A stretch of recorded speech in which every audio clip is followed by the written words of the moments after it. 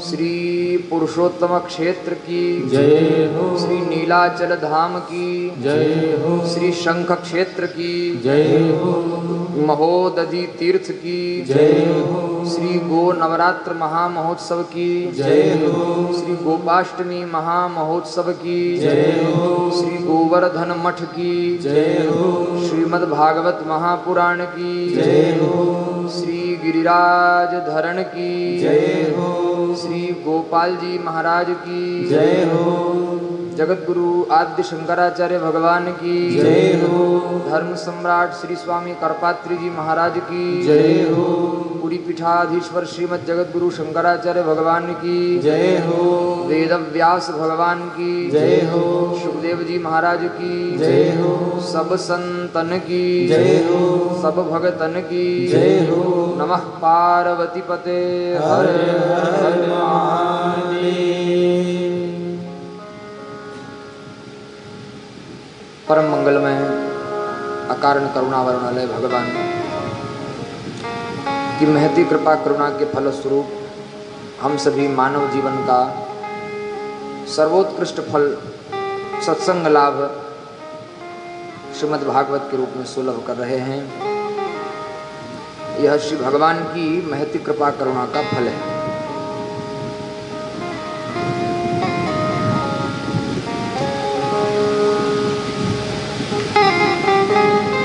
श्री भगवान की दिव्य कथा का रसास्वादन हम लोग अनवरत 5 दिनों से करते आ रहे हैं और आज इस कथा का 6ठा दिन।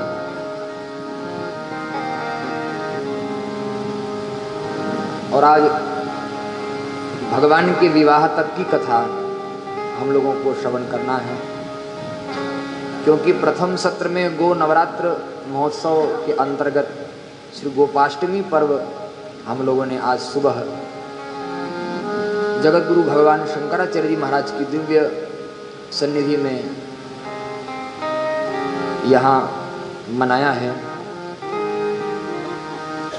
श्री गोवर्धन गौशाले में भी विधिवत सुरभि महारानी की पूजा हुई और सुरभि के लिए यज्ञ संपन्न हुआ है।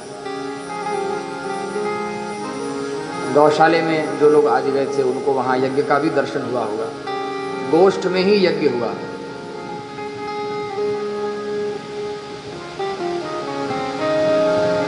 हम लोगों ने कल श्रवण किया कि ठाकुर जी ने गोवर्धन को धारण किया और जिस मठ में हम लोग बैठे हैं उस मठ का भी नाम गोवर्धन। गोवंश का संवर्धन तो गोवर्धन है,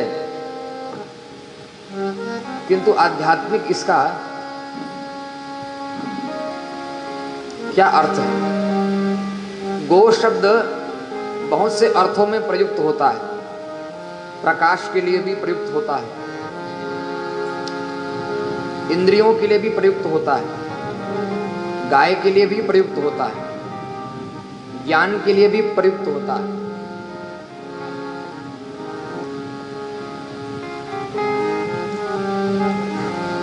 प्रकरण के बल से उसका अर्थ किया जाता है। तो गोवर्धन मानो ठाकुर जी क्या कह रहे हैं,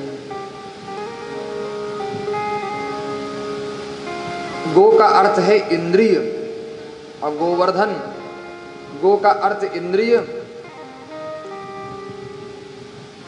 गो इत्युक्ते इंद्रिय, वर्य इंद्रियाणाम बलम।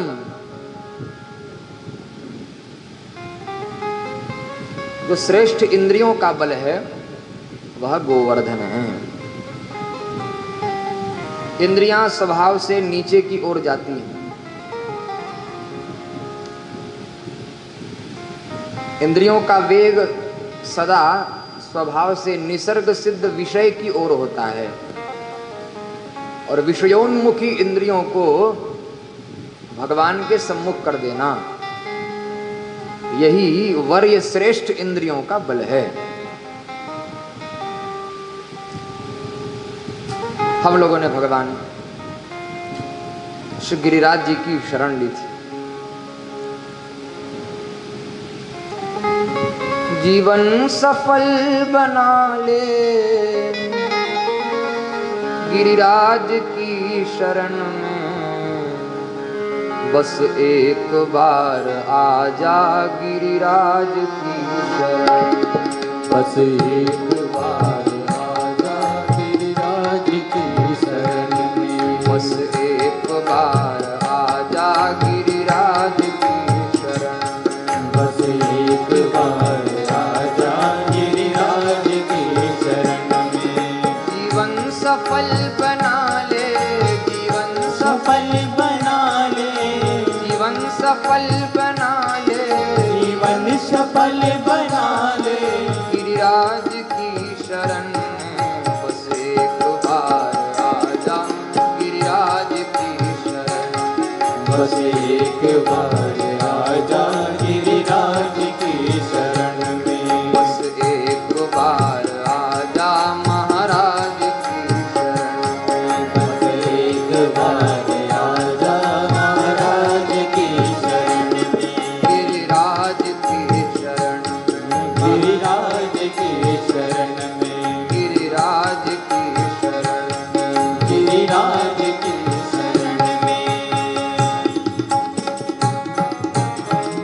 श्री गोवर्धन नाथ की जय हो। बहुत सुंदर सुंदर पद हैं। पुष्टि मार्ग में तो श्री नाथ द्वारे में गोवर्धन बाबा के सुंदर सुंदर पद गाए जाते हैं।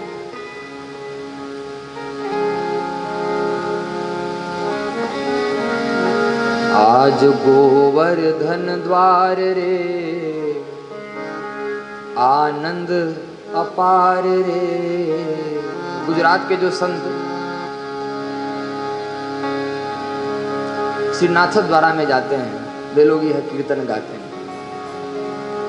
आज गोवर्धन द्वार रे आनंद अपार रे, प्रगट्या गोवर्धन नाथ जी, प्रगट्या गोवर्धन नाथ जी। आज गोवर्धन द्वार रे आनंद अपार रे, प्रगट्या गोवर्धन नाथ जी, प्रगट्या गोवर्धन नाथ जी। आज गोवर्धन द्वार रे आनंद अपार रे, प्रगट्या गोवर्धन नाथ जी, प्रगट्या गोवर्धन नाथ जी। और क्या प्रार्थना कर रहे हैं? हमारे अंत समयरी बेरी लाला, हमारे अंत समयरी बेरी भूलू नहीं सुमिरू मैं सबसे पहरी, भूलू नहीं सुमिरू मैं सबसे पहले। ओ हमारे अंत समयरी बेरी लाला, हमारे अंत समयरी बेरी भूलो नहीं सुमिरू मैं सबसे पहरी, भूलो नहीं सुमिरू मैं सबसे पहले।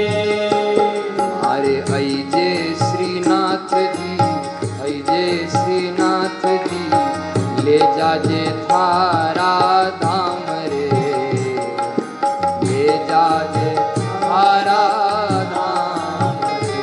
आज गोवर्धन द्वार रे आनंद अपार रे, प्रगट्या गोवर्धन नाथ जी। आज प्रगट्या गोवर्धन नाथ जी, आज प्रगट्या गोवर्धन नाथ जी, आज प्रगट्या गोवर्धन नाथ जी। श्री गिरिराज जी महाराज की जय, श्री गोवर्धन नाथ की जय, गिरिराज धरण की जय। जय जय श्री राम। तो कल हम लोगों ने श्रवण किया कि गिरिराज बाबा प्रकट हुए। आगे बहुत सुंदर आख्यान सुनाया है नंद बाबा एकादशी का व्रत करते हैं, निर्जला एकादशी का व्रत नंद बाबा करते हैं।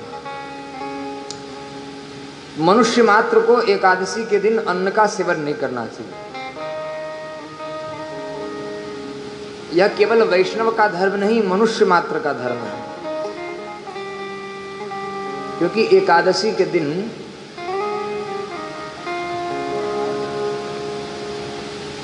अन्न में पाप का निवास होता है। मनुष्यों के जो पाप है वो शरीर का त्याग करके अन्न में बैठ जाते हैं, और अन्न खाने वाले के उदरस्थ हो जाते हैं। जो अन्न खाता है एकादशी के दिन, उसके पेट में सब पाप चला जाता है। जो लोग फलाहार करते हैं उन सब का पाप चला जाता अन्न में, और जो अन्नाहार करता वो सब फलाहारियों के पाप को खा जाता। किंतु श्री जगन्नाथपुरी का यह महात्म्य है। एकादशी का प्रसंग आया है, मैं कह दूं। यहां पर एकादशी की उल्टी महिमा है। चैतन्य महाप्रभु भी आए, एकादशी का दिन था, हाथ फैलाया तो जगन्नाथ के भात को और जगत पसारे हाथ को। भगवान का महाप्रसाद मिला, अन्न प्रसाद। हाथ में लिए रहे, जब तक द्वादशी नहीं आ गई तब तक उस प्रसाद को पाया नहीं। और शास्त्र में लिखा है, प्रसाद के लिए प्राप्ति मात्रेण भोक्तव्यम। जैसे ही प्राप्त हो, हाथ में प्रसाद आए, ऐसे ही चाहे एक दाना हो उसको पालो। प्राप्ति मात्रेण भोक्तव्यम, उसको ग्रहण करना चाहिए। अब तो भगवान की जो योग माया है वह रुष्ट हो गई। चैतन्य महाप्रभु को दर्शन नहीं हुए भगवान के। इसके बाद पुरुषोत्तम क्षेत्र के बाहर गए, वहां भगवान के लिए विलाप किया है, रुदन किया है।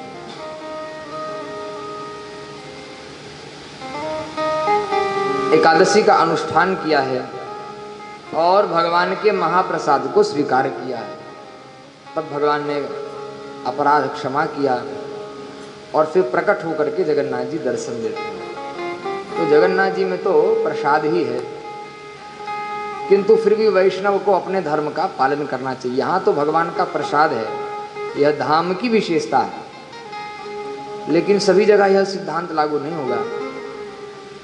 तो नंद बाबा एकादश्याम निराहारः समभ्यर्च जनार्दनम स्नातुम नंदस्तु कालिंद्या द्वादश्याम जलमाविशत्। एकादशी का निर्जला व्रत किया नंद बाबा ने, और द्वादशी के दिन पारायण करना है, इसलिए सुबह जल्दी उठे हैं, यमुना जी में स्नान करना चाहते हैं। किंतु भ्रम हो गया, पहले घड़ी तो ऐसे होती नहीं थी आजकल के समान। आकाश को देख करके समय का अनुमान किया जाता था। आज भी जो ज्योतिष के अच्छे जानकार हैं, आकाश को देख करके समय का अनुमान कर लेते हैं। तो नारायण अर्धरात्रि में ही यह भ्रम हो गया कि ब्रह्म बेला आ गई है। यमुना जी में प्रविष्ट हुए हैं, द्वादश्याम जलमाविशत्, जल में प्रविष्ट हुए। और रात्रि में जो वरुण के दूत हैं वह विश्राम करते हैं जल में। जब जल में क्षोभ हुआ यमुना जी के जल में, तो वरुण के जो दूत थे नंद बाबा को बांध करके अंदर डुबा लेते हैं, वरुण लोक लेकर के चले गए।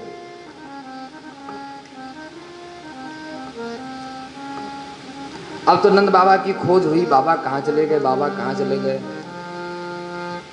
ठाकुर जी का स्मरण किया। भगवान अपने संकल्प से यमुना जी में प्रविष्ट हुए और प्रविष्ट होकर के सीधे वरुण लोक में भगवान पहुंच जाते हैं। जब वरुण लोक में भगवान पहुंचते हैं, नंद बाबा वरुण लोक में विराजमान हैं। वरुण अपने स्थान पर बैठे हैं, उच्च स्थान पर बैठे हैं, और वरुण के पार्षद, वरुण के दूत उनकी जय जयकार कर रहे हैं। तभी ठाकुर जी वरुण लोक में प्रवेश करते हैं। इधर नंद बाबा सारी घटना देख रहे हैं। जैसे ही ठाकुर जी वरुण लोक में प्रविष्ट हुए, वरुण अपने स्वर्ण के सिंहासन से उठकर खड़े हो जाते हैं, द्वार तक पहुंचते हैं, भगवान के चरणों को धोया है और पधरावनी करके भगवान को अपने सिंहासन पर बैठाया, नीचे बैठ करके विधिवत भगवान की पूजा की।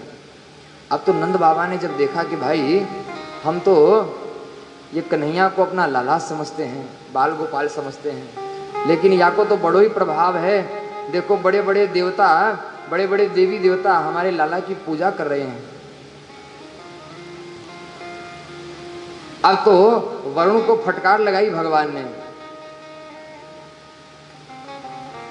कि आखिर ऐसा कौन सा कारण हो गया कि आपने हमारे पिताजी को स्पर्श करने का दुस्साहस किया।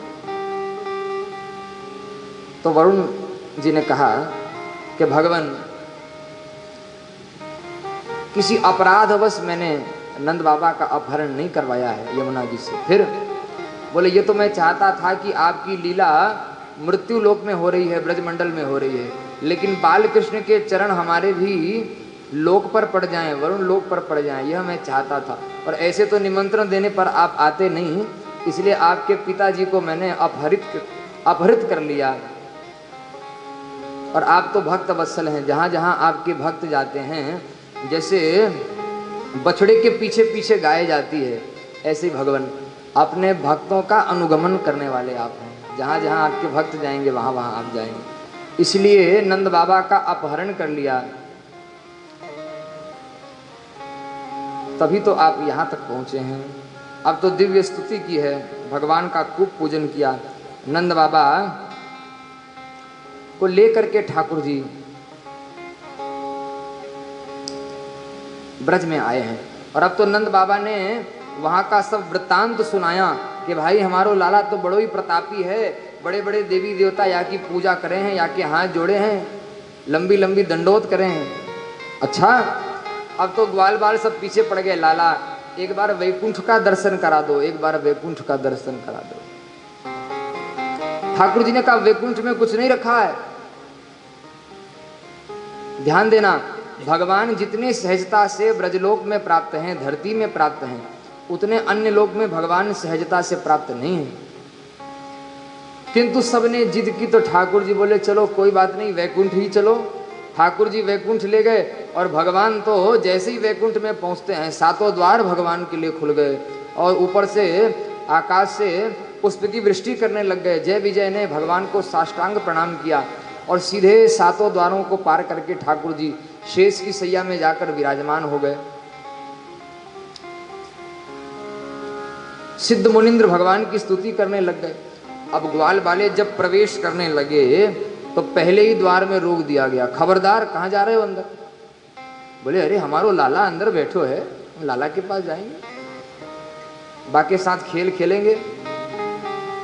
बोले ये बैकुंठ है, ये कोई वृंदावन नहीं है, यहाँ कोई तुम्हारा लाला वाला नहीं है,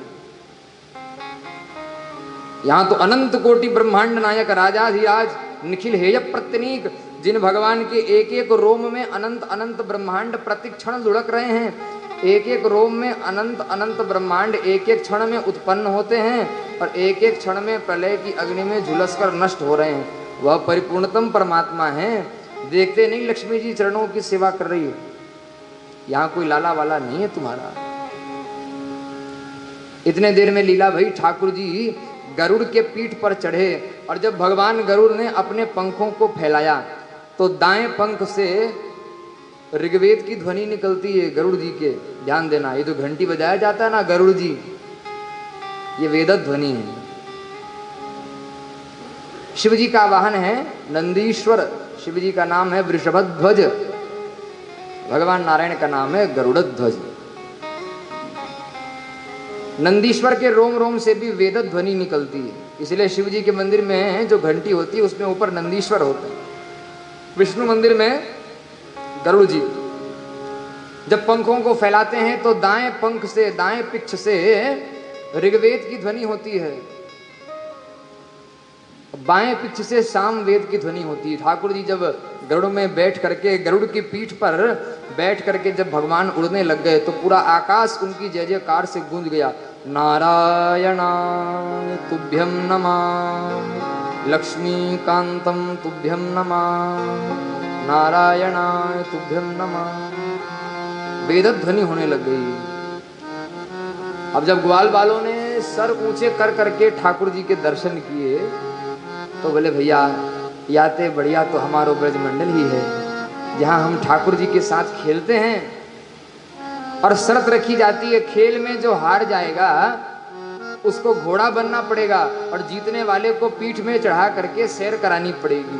फिर क्या होता है, जो भगवान गरुड़ जी के पीठ पर बैठे हैं, छंदोमयेन गरुड़ः, जिन गरुड़ जी के पंखों से वेद ध्वनि हो रही है, छंद प्रकट हो रहे हैं, उन गरुड़ जी के वेद गर्भ भगवान गरुड़ जी की पीठ पर चढ़ करके घूम रहे हैं। यहाँ ब्रजमंडल में क्या हालत है, खेल खेल में ग्वाल बालों से हार जाते हैं ठाकुर जी।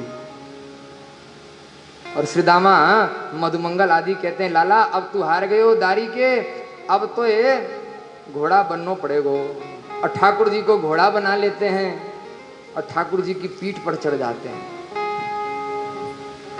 जिन भगवान के चरणों को स्पर्श करने के लिए बड़े बड़े देवता तरस रहे हैं, उन भगवान की पीठ पर ग्वाल बाले बैठ जाते हैं। ठाकुर जी भ्रमण करा रहे हैं।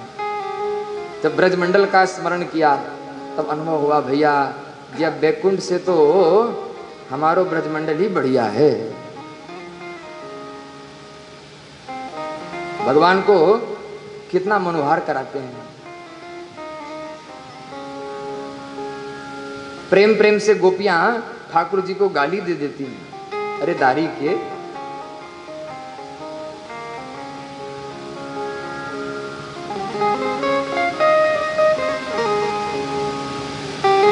बहुत सुंदर भाव है एक ब्रज का है। रे कान्हा मेरो नथ को नगीनोरी, जैसे मेरी नथ में लगा नगीना है, ब्रज की गोपी कह रही है मैं जहां जहां जाऊंगी नथ का नगीना साथ में जाएगा।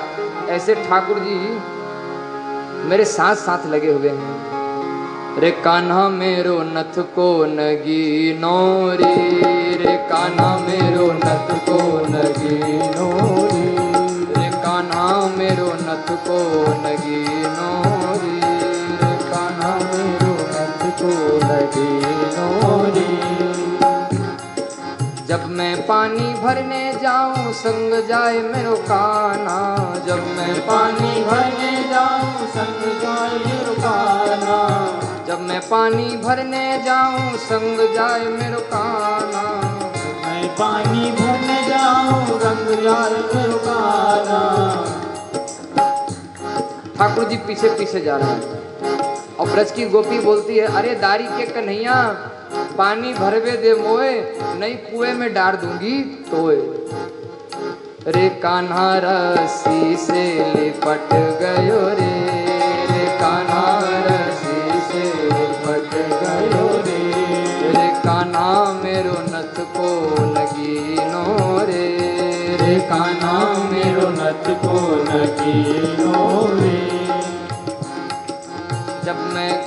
जब मैं गोबर थाबन जाऊं संग जाए मेरो कान्हा, जब मैं गोबर थाबन जाऊं संग जाए मेरो कान्हा, जब मैं गोबर थाबन जाऊं संग जाए मेरो कान्हा, जब मैं गोबर थाबन जाऊं संग जाए मेरो कान्हा।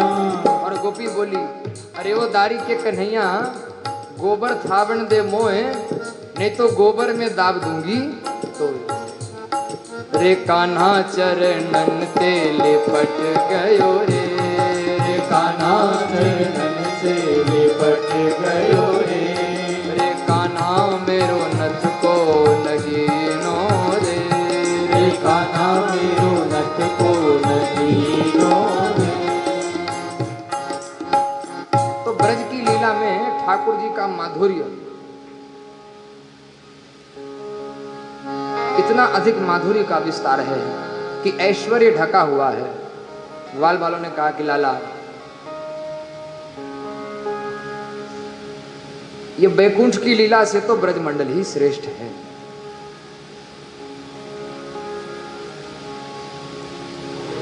भगवान वापस ले आते हैं ब्रज की लीला का ही आनंद ले रहे हैं। बहुत बढ़िया बढ़िया ब्रज में लीला हो रही है।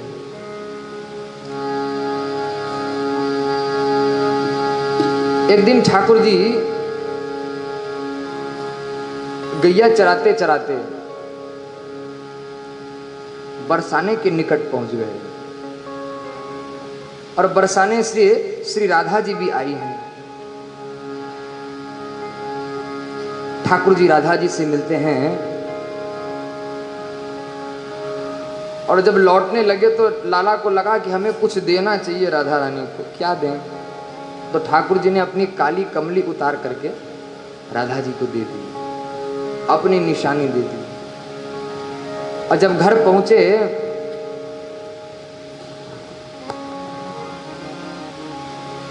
तो सोचा नहीं था कि मैया प्रश्न कर देगी। जसोदा मैया ने पूछ दिया, लाला आज तुम्हारी कमली कहां चली गई। अब तो ठाकुर जी आश्चर्य में पड़ गए, क्या जवाब देते। लाला बोले, मैया मोरी कमली चोरी गई। मैया मेरी कमली कहां चली गई, चोरी चली गई। कमली चोरी गई, मैया मोरी कमली चोरी गई। यशोदा मैया बोली, अच्छा आज चोर के यहां चोरी हो गई।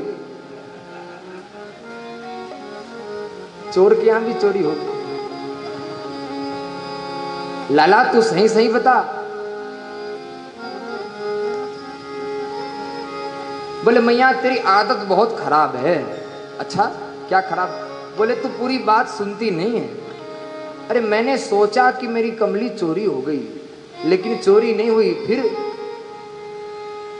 जब मिली नहीं तो मैं ढूंढने लगा। मैं कमली की खोज करन हित, ग्वाल बाल सौ कही। एक कहत कान्हा तोरी कमली, जमुना जात बही। मैया मोरी कमली चोरी गई। मैंने पूछा ग्वाल बालों से तो एक ने बताया कि यमुना जी में बह गई। अच्छा लाला जब तेरी फूल की बनी हुई गेंद यमुना जी में चली गई, तब तू गेंद को प्राप्त करने के लिए यमुना में छलांग लगाता है और कालिया नाग से युद्ध करके अपनी गेंद ले आता है, और इतनी बड़ी कमली चली गई और आप देखते रहे। और ठाकुर जी सर खुजाने लगी तो बहाना काम ही नहीं आ रहा। आज तो मैया बाल की खाल निकालने पे तुली। बहुत बहाने किए, कहीं गिर गई कहीं छूट गई। सूरदास जी वर्णन करते हैं, कृष्ण बाल माधुरी में सूरदास जी महाराज वर्णन करते हैं, मैया सुरभि ने मेरी कमली खा ली। अब गाय के पेट में चली गई, तब तो गाय के पेट में नहीं देख सकती। लेकिन मैया कुछ आंखें तरेरने लग गईं, लाला की कलाइयों को पकड़ लिया। अच्छा गाय भी कहीं कमली खाने लगी। सच सच बता तेरी कमली कहाँ है। और ठाकुर जी कहते हैं, मैया मोरी कमली चोरी गई। मैं कमली की खोज करन हित, सखियन संग कही। एक कहत कान्हा तोरी कमली, राधा चुराए लई। मैया मोरी कमली चोरी गई। राधा चुराए ली, राधा रानी चुरा करके ली। अच्छा वृषभानु की लड़की इतनी शैतान हो गई, इतने बड़े बाप की बेटी है, नाम खराब हो जाएगा बेटा। कोई बात नहीं, कमली की बात नहीं है, बात है वृषभानु जी की प्रतिष्ठा की। तुम्हारे बाबा के मित्र हैं, और उनकी बेटी ऐसे काम करने लगी, यह ठीक बात नहीं है। चलो मैं रथ तैयार करती हूं और बरसाने चलते हैं। वृषभानु जी से शिकायत करते हैं कि तुम्हारी बेटी ऐसा काम करती है। अब तो ठाकुर जी कांपने लग गए, आज तो मैया बाल की खाल निकाल के ही रहेगी। अब वहां अपनी ओर से ठाकुर जी ने दिया, वहां जाके कैसे कहेंगे कि हमने घर में कहा कि चुराया। लेकिन रथ तैयार है, मैया ठाकुर जी को खींच रही, चल लाला चलते हैं। जब ठाकुर जी का पैर अंगद के समान नीचे गड़ गया जमीन में, आगे नहीं जा रहे, सर नीचे कर लिया ठाकुर जी ने और आंखों से अश्रुधार बहने लगी। ठाकुर जी रोने लगे। रोते देखकर लाला को मैया से रहा नहीं गया। मैया ने आंसू पोंछ करके गले से लगा लिया। अरे लाला, मैं तो ऐसी तुझसे मनोहार कर रही थी, भाड़ में चाहे कमली। ऐसी कमली किस काम की जिसके कारण हमारे लाला के नेत्र में आंसू आ जाए, सजल हो जाए। लेकिन घटना यहां पूरी नहीं हुई। मैया तो मान गई और ठाकुर जी ने सोचा, ठाकुर जी को सच में थोड़ी रो रहे थे, ये तो नटवर नागर हैं, नट के समान लीला है। जैसे ही मैया अन्यत्र स्थान पर जाती है, मुस्कुरा करके ठाकुर जी ने कहा, चलो अच्छा रहा, 2-4 बूंद टपकाने से ही काम बन गए।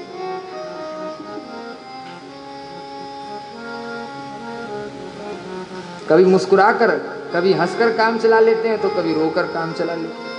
ये तो लीला भगवान की। लेकिन घटना पूरी नहीं हुई। किसी गोपी ने जाकर के राधा रानी से शिकायत कर दी, राधा जी तुम तो अपना तन मन प्राण ने छावर करती हो, और एक वो हैं जो तुम पर चोरी का इल्जाम लगा रहे हैं। अच्छा, हम पर चोरी का इल्जाम लगाया, और जब चोरी का इल्जाम लगाया है तब हम चोर बनकर ही दिखाएंगे।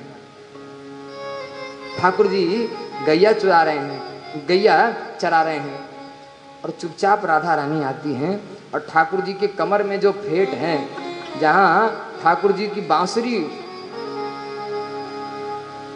दबा करके भगवान ने रखा है, चुपचाप राधा रानी ठाकुर जी की बांसुरी निकाल लेती हैं और छुपा देती हैं। अब तो लाला के मानो प्राण ही जा रहे हैं। अरे हमारी बांसुरी कहाँ चलेगी, हमारी बांसुरी कहाँ चलेगी।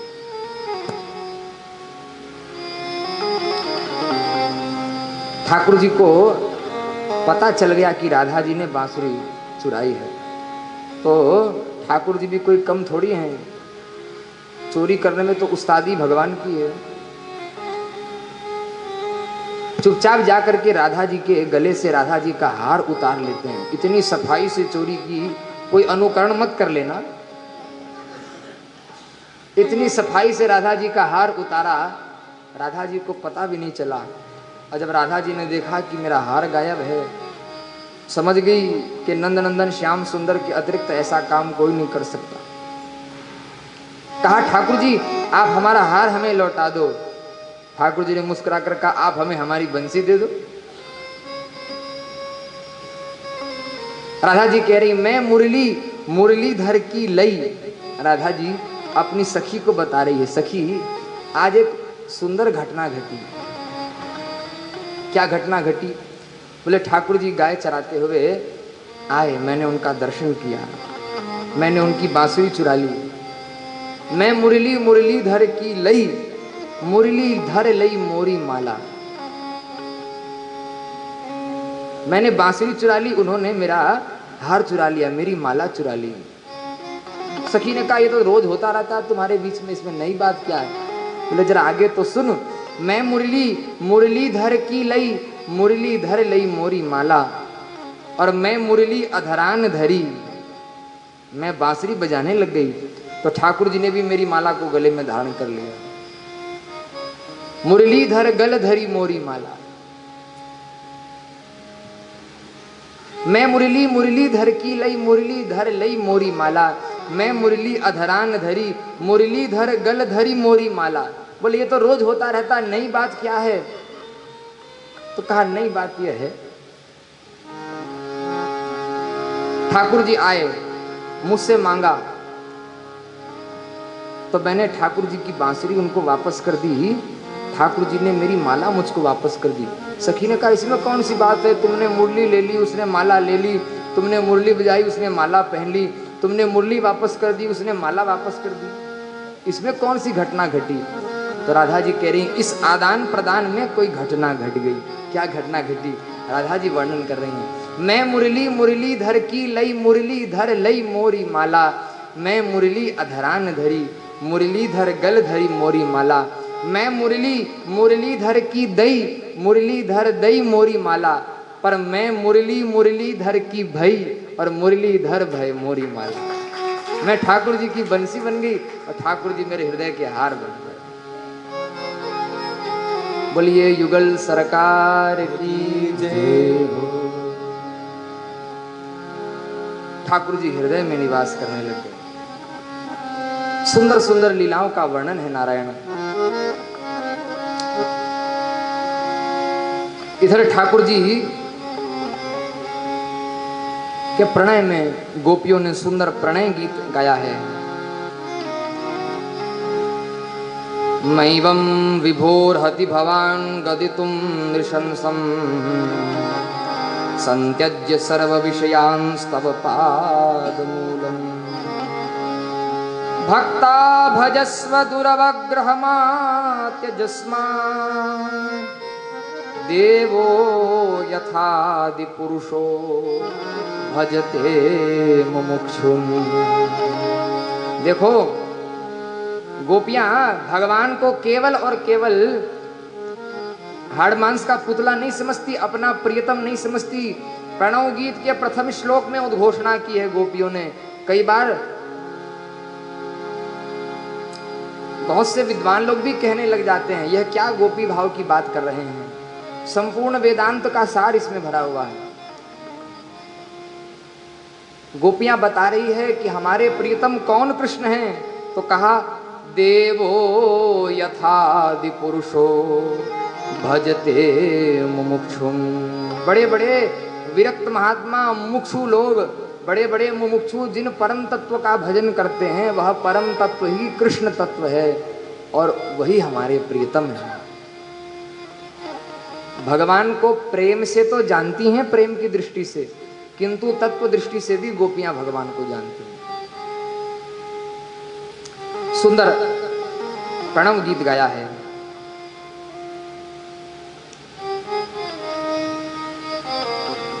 आगे रास का उपक्रम चलाने से पूर्व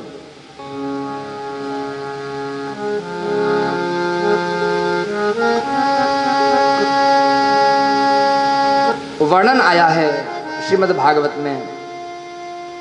कल अत्यंत समयाभाव था, कुछ कथा को विस्तार से कहा गया, कुछ शीघ्रता से व्यास समास पद्धति से कहा गया। आगे रास का वर्णन होगा। इस रास में उन्हीं को पात्रता प्राप्त होगी जिनका चीरहरण हो चुका। जिन गोपियों का चीरहरण हो गया है उन्हीं को रास में सम्मिलित किया जाएगा। यह चीरहरण क्या है? गोपियां स्नान करती हैं, ठाकुर जी वस्त्र को जो बाहर वस्त्र रख करके यमुना जी में स्नान कर रही हैं, ठाकुर जी वस्त्र को चुरा लेते हैं। चीर का मतलब केवल यह ऊपर के वस्त्र नहीं है, ध्यान देना। कई बार लोग आक्षेप करने लग जाते हैं यह कैसा भगवान है जो रास रसा रहा है गोपियों के साथ, जो रहस्य को नहीं जानते, जो चीर चुरा रहा है।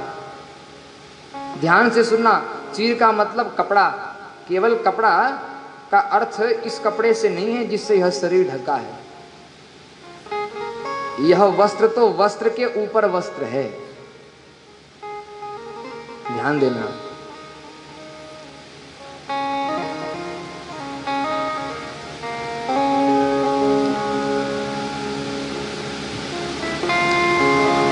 भगवान का वचन है वासांसि जीर्णानि यथा विहाय। जब शरीर का त्याग जीव करता है तब जैसे पुराने कपड़े को हम लोग छोड़ देते हैं, उतार देते हैं, ठीक उसी प्रकार पुर्यष्टक सहित जो जीव है वह शरीर का त्याग कर देता है बुढ़ापे में। वासांसि जीर्णानि यथा विहाय, तो यह वस्त्र तो वस्त्र है, किंतु यह वस्त्र तो वस्त्र के ऊपर वस्त्र है। यह शरीर भी तो वस्त्र है। इसीलिए एक संत ने कहा जाता नहीं है कोई दुनिया से दूर चल के, जाता नहीं है कोई दुनिया से दूर चल के, मिलते हैं सब यहीं पर कपड़े बदल बदल के।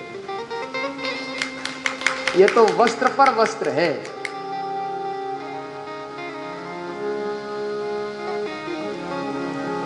इसीलिए संत कहते हैं काया कुटिया निराली जमाने भर से, 10 दरवाजे वाली। नवद्वारे भगवान ने गीता में कहा, 9 द्वार तो हैं, 2 कान के, 2 नेत्र के गिनते जाना, 2 नासिका के, 1 मुख 7, 1 मलद्वार और 1 मूत्र का द्वार। 9 द्वार हैं, 9 दरवाजे इस कुटिया के हैं। एक वीआईपी गेट है जहां से यह प्राण अंदर आता है, सहस्त्रार्थ, बड़े बड़े योगियों का प्राण यहाँ से निकलता है। यह इस महल का, इस कुटिया का वीआईपी गेट है। जब कोई विशिष्ट महात्मा, जब कोई योगी राज इस महल में निवास करता है तो उसके लिए ये खुलता है, हर किसी के लिए नहीं खुलता। जैसे जगन्नाथ मंदिर में, श्री मंदिर में दक्षिण द्वार है, गर्भगृह का दक्षिण द्वार हर किसी के लिए नहीं खुलता। जब शंकराचार्य जी महाराज जाते हैं तब केवल शंकराचार्य जी को वहां से जाने का अधिकार है। तो यह वीआईपी गेट है, इसको मिलाकर के 10 दरवाजे वाली जमाने भर से। कितना सुंदर भगवान ने बनाया कुटिया को।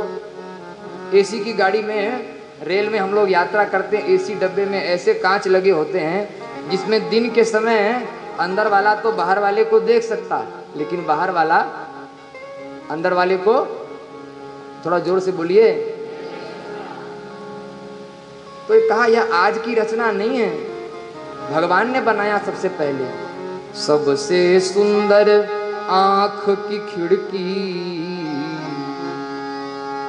अंदर वाला जीव तो बाहर वाले को देख सकता है, लेकिन बाहर वाले अंदर वाले को नहीं देख पा रहे हैं। सबसे सुंदर आंख की खिड़की जिसमें पुतली काली जमाने भर से, काया कुटिया निराली जमाने भर से। सुनते श्रवण नासिका सूंघे, पग चाल चले मतवाली जमाने भर से। और इस कुटिया का मालिक भी कोई होगा ना? हाँ, मालिक है। इस कुटिया का मालिक मन है, मन मालिक है। और चौकीदार भी कोई जरूरी है भाई, हर कोई ना घुस जाए। बुद्धि करे रखवारी जमाने भर से। लेकिन यह जो मालिक है, बुद्धि तो है रक्षा करने के, लेकिन बुद्धि की बात सुनता नहीं है। घर में लुटेरों को अपने आप बुला करके ले आता है। करके संग इंद्रियों का मन, मन मालिक है, इंद्रियों का संग कर लिया। और करके संग इंद्रियों का मन, बन बैठा जंजाली जमाने भर से। कुटिया का मालिक तो है, लेकिन किराया देकर के मालिक है, अपनी कुटिया नहीं है। इस कुटिया का सहज किराया, सांस चुकाने वाली, सांस छोड़ना पड़ेगा जमाने भर से। और क्या होगा जब किराया देने के लिए बचेगी नहीं सांसें, तब क्या होगा?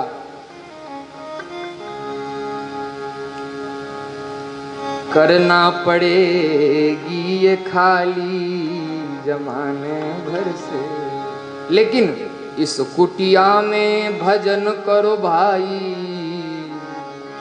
तो हरि से मिलाने वाली जमाने भर से। काया कुटिया निराली जमाने भर से। तो शरीर भी तो एक वस्त्र है ना, वासांश जीर्णानि यथा विहाय। इसलिए जाता नहीं है कोई दुनिया से दूर चल के, मिलते हैं सब यहीं पर कपड़े बदल बदल के। चीरहरण का अर्थ है देहाध्यास से मुक्त हो जाना। मैं स्त्री हूं, मैं पुरुष हूं, कई बार यह बात कही गई है। देहात्मवाद से देहाध्यास का परित्याग भगवान करवा लेते हैं। यही है चीरहरण। जब तक शरीर में आसक्ति बनी रहेगी, जब तक अपने आप को शरीर मानोगे, तब तक शरीरधारियों में ही आसक्ति बनी रहेगी। ध्यान देना, जब अपने आप को आत्म स्वरूप से जानोगे, तभी आत्मीय परमात्मा से प्रेम हो सकता है। जब तक पुरुष का शरीर है यह मानोगे, तो स्त्री के शरीर के प्रति आसक्ति बनी रहेगी। जब तक स्त्री का शरीर मानोगे, तो पुरुष के प्रति सहज आकर्षण बना ही रहेगा। शरीर को सजाने वाली वस्तुओं के प्रति आकर्षण बना ही रहेगा। किंतु देहाध्यास भगवान छीन लेते हैं। अपनी ओर से जीव इससे मुक्ति नहीं पा सकता। थोड़ा साधन करे, भगवान का भजन करे। तुलसीदास जी महाराज कहते हैं, यह गुण साधन ते नहीं होई, तुम्हारी कृपा पाव कोई को। जीव साधन कर सकता है, लेकिन भगवान अपनी ओर से कृपा करके देहाध्यास का हरण कर लेते हैं। चीर हरण तुम्हारी कृपा, यह है चीर हरण। भगवान देहाशक्ति को चुरा लेते हैं। उसके बाद यही ध्यान होता है कि मैं शरीर संसार के काम का नहीं, एकमात्र भगवान का हूं और एकमात्र भगवान ही मेरे हैं। जब देहाशक्ति से ऊपर उड़ जाता है, तब रास का अधिकार होता है। बोलिए चीर चोर भगवान की जय हो। बहुत सुंदर वर्णन कर रहे हैं।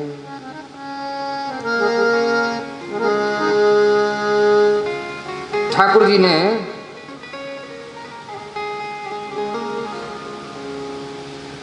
गोपियों को वर दिया था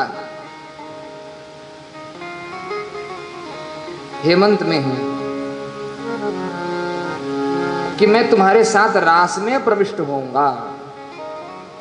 और शरद पूर्णिमा के पूर्ण चंद्र का भगवान ने दर्शन किया। यमुना के पुलिन पर ठाकुर जी महाराज विराजमान हैं। शीतल मंद सुगंध हवाएं चल रही है। शरद पूर्णिमा का 16 कलाओं से परिपूर्ण चंद्रमा अपनी छटाओं को बिखेर रहा है। और भगवान की इच्छा हुई कि जीवों पर कृपा करनी चाहिए, अपने भक्तों पर कृपा करनी चाहिए। भगवत प्राप्ति कब होती है? कल्याण कब संभव होता है? जीव तो अपना कल्याण चाहेगा ही, किंतु जब भगवान ही अपनी ओर से जीव के कल्याण का संकल्प कर लेते हैं, फिर माया सर्वथा परित्याग कर देती है। जब तक भगवान जीव के कल्याण का ध्यान देना, कितना भी प्रयास करें, कितना भी आपकी इच्छा हो, किंतु जब तक स्वयं भगवान आपके कल्याण का संकल्प नहीं करेंगे, तब तक संभव नहीं। भगवान पिता रात्रि शरदोत्फुल्ल मल्लिका वीक्षरन्तुम मनश्चक्रे योग मायाम उपाश्रितः। भगवान ने देखा, भगवान का एक नाम है अमना। बहुत प्यारी बात, ध्यान से सुनना, सावधानी से सुने, रास का प्रसंग है। फिसल गए तो अर्थ का अनर्थ भी हो सकता है। भगवान का एक नाम है अमना। भगवान के पास मन नहीं। हम लोगों के पास अपने क्रियाकलापों के संपादन के लिए मन है, और भगवान के पास मन के स्थान पर माया है। क्या है? हम लोगों के पास मन है, हम लोग मनोयोग से काम करते हैं, और भगवान माया के योग से काम करते हैं। मनोयोग के स्थान पर योग माया से। लेकिन अमना भगवान का भी मन उत्पन्न हो गया। यह भक्ति का वैशिष्ट्य है। भक्ति भगवान को द्रवीभूत कर देती है। और संकल्प विकल्प से रहित भगवान भी संकल्प करने के लिए विवश हो जाते हैं। यही श्रीमद् भागवत का भक्ति का प्राप्तव्य यही है कि भगवान अपनी ओर से भक्त के लिए संकल्प करें।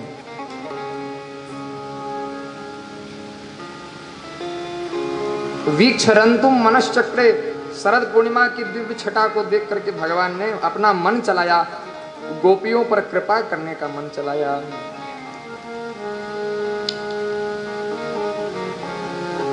और कैसी वह रात्रि है, दृष्ट्वा कुमुद्वन्तमखण्डमण्डलम् रमाननाभं नवकुङ्कुमारुणम् वनं च तत्कोमलगोभिरञ्जितं जगौ कलं वामदृशां मनोहरा। सुंदर रात्रि को देख करके ठाकुर जी ने वेणु का नाद किया है। जगौ कलम, कलम का अर्थ यहाँ पर क्या, क्लिम।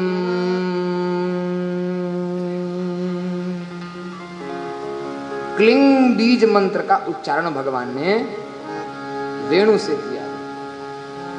क्लिंग बीज मंत्र, और क्लिंग बीज मंत्र 3 देवताओं का बीज मंत्र है। कितनों का, ध्यान से सुनना। भगवान ने वेणुनाद किया, जगौ कलम वाम दृशाम मनोहराम। वाम दृशाम, ब्रज वामाओं के मन का बलात् अपहरण करने में समर्था जो भगवान की वेणु हैं, उससे भगवान ने स्वर किया, क्लिंग का स्वर किया। क्लिंग मानो निमंत्रण दिया ठाकुर जी ने। 3 देवताओं का बीज मंत्र है क्लिंग। एक तो भद्रकाली, काली का भगवान है महाकाल, और महाकाल की जो आजकल लोग समझते हैं काली माता के पास में कोई फेस क्रीम नहीं थी, इसलिए उनका जो चेहरा, उनका जो फेस है वो काला हो गया, इसलिए उनको काली माता कहते हैं। उनका चेहरा काला है इसलिए काली माता कहते हैं, ऐसी बात नहीं है। लोग तो काली माता को काली ही समझते हैं। जैसे भगवान कृष्ण का श्याम वर्ण है, ऐसे उनका श्याम वर्ण है। वो कोई काली कलूटी थोड़ी है। काली का मतलब काली काली है ऐसा नहीं। महाकाल की जो पत्नी है, महाकाल की पत्नी, उसका स्त्रीलिंग कर दिया, महाकाल की पत्नी महाकाली। अब लोग तो रंग परख अर्थ करने लग जाते हैं। तो भगवती काली का बीज मंत्र है क्लिंग। हाथ में खड्ग खप्पड़ को धारण करने वाली भगवती काली।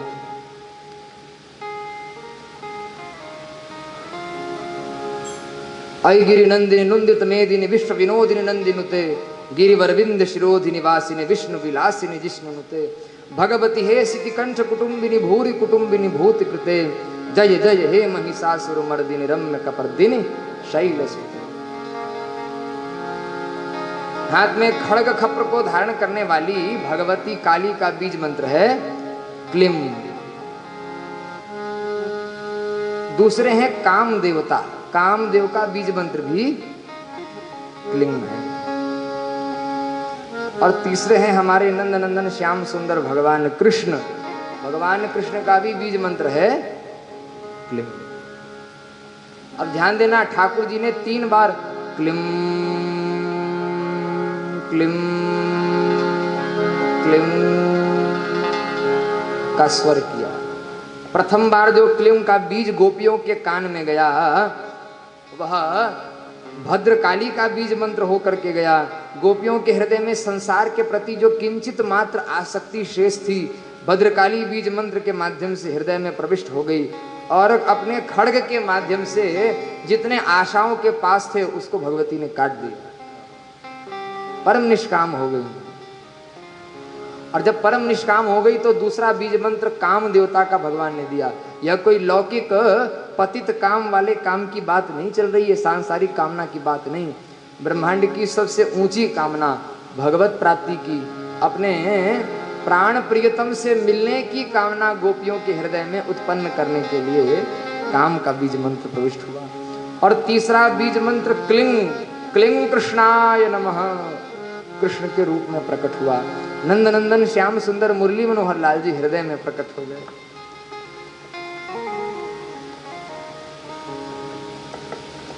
और ठाकुर जी जब बंसी बजाए,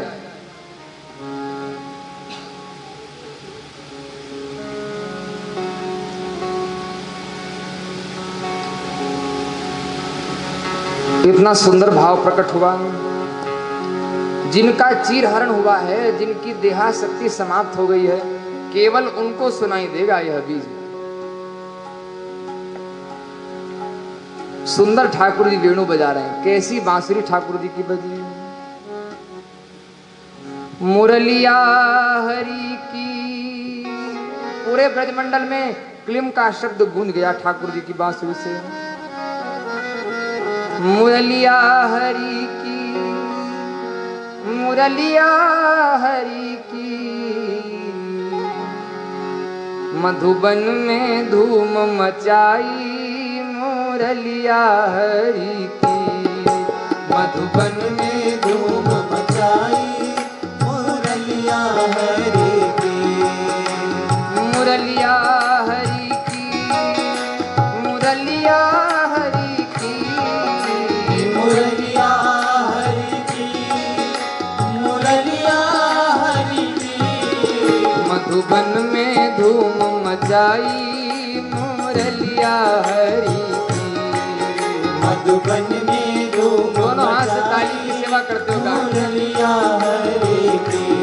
हे मुरलिया हरि की, हे मुरलिया हरि की। बड़े भाव से ताली की सेवा करें।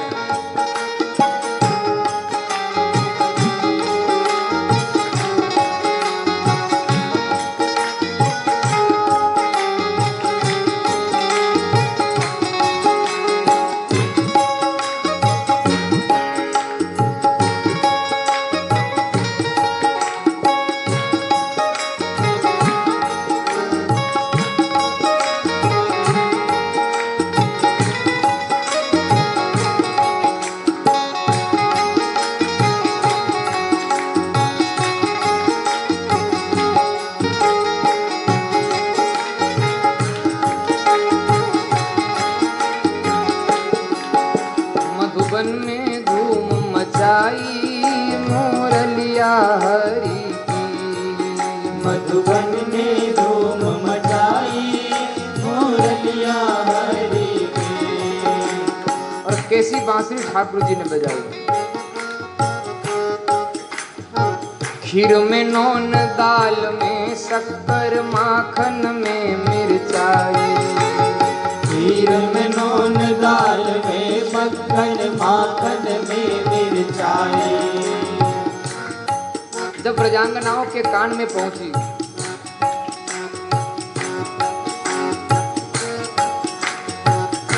जब वेणु का नाद सुना, तो जो काम कर रही थी सब काम उल्टा पुल्टा हो गया। कोई खीर बना रही, कोई दाल बना रही। तो खीर में डालना चाहिए क्या? शक्कर, लेकिन डाल दिया। और दाल में नमक डालना चाहिए था, लेकिन डाल दिया। माखन में मिश्री डालना चाहिए था,